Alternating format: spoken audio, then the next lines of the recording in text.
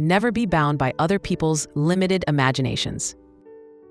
Have you ever had an idea that you immediately censored, not because it was bad, but because you could already hear the voices? The raised eyebrows, the polite, interesting, the not so polite, that is not how it is done. That moment where your own imagination hits a wall, built by someone else. Be realistic. It is maybe the most well-intentioned, dream-killing phrase in the English language. And its close cousin? That is impossible. But here is the truth we need to reclaim. Every visionary thing that exists, every piece of art, every world-changing technology, every social movement, began as a figment in someone's imagination that others could not yet see. And the moment you let their inability to see it dictate your ability to pursue it, that is the moment you agree to live in a cage you did not build. Today, I will talk about the single most important liberation you can grant yourself. Never be bound by other people's limited imaginations. Let me break this down. Other people's limited imaginations. It is not that they are not smart or creative.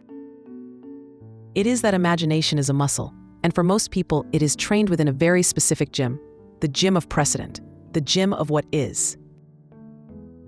Their imaginations work to solve problems within the frame.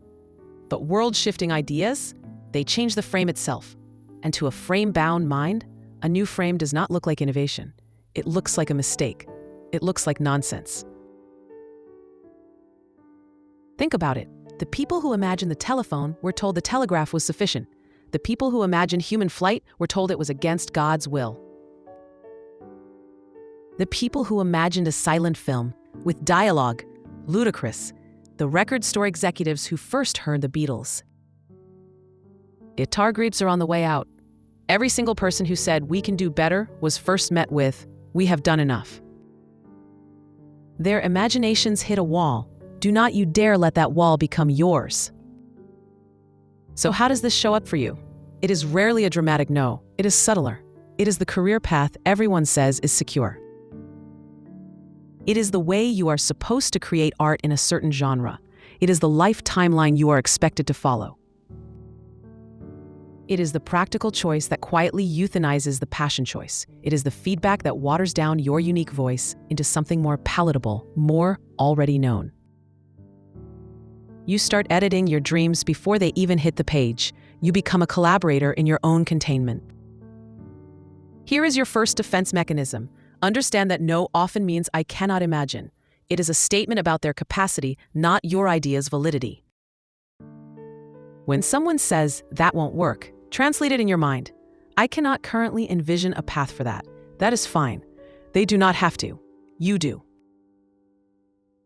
Your job is not to make them see it. Your job is to build it so clearly that they cannot unsee it. So, how do we actively cultivate this? How do we build an imagination so robust it becomes bulletproof? 1. Become a curator of the weird. Actively seek out ideas that break molds. Read the obscure book. Watch the bizarre film. Follow the inventor in a garage. Your imagination needs a diverse diet. If you only feed it what is already popular, it will only produce what is already acceptable. 2. Practice precedent defiance. Take a problem and intentionally brainstorm solutions that break every known rule.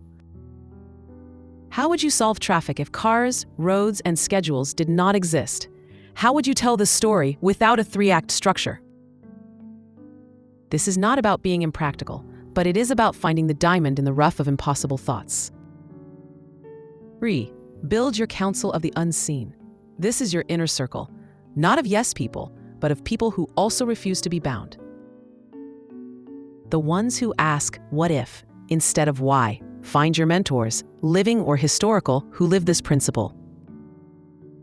When doubt creeps in, ask yourself, what would my counsel say? 4. Protect your seedlings. New ideas are terrifyingly fragile. There is a time for brutal feedback, and it is not when the idea is first sprouting. Give it space to be stupid, to be awkward, to be unrealistic in private. Your initial imagination is a sacred, vulnerable space. Guard it. This is not just about ego. It is not about being a rebel without a cause. It is a responsibility. The world has massive, complex problems. It has tired stories it keeps retelling. It needs new imaginations. It needs people who can look at a wall and not just see a barrier, but see raw material for a bridge no one has drafted yet. Your unique perspective, shaped by your specific joys, your specific pains, your specific weirdness, is a unique lens. And through that lens, you can see solutions and create beauty that is literally invisible to anyone else.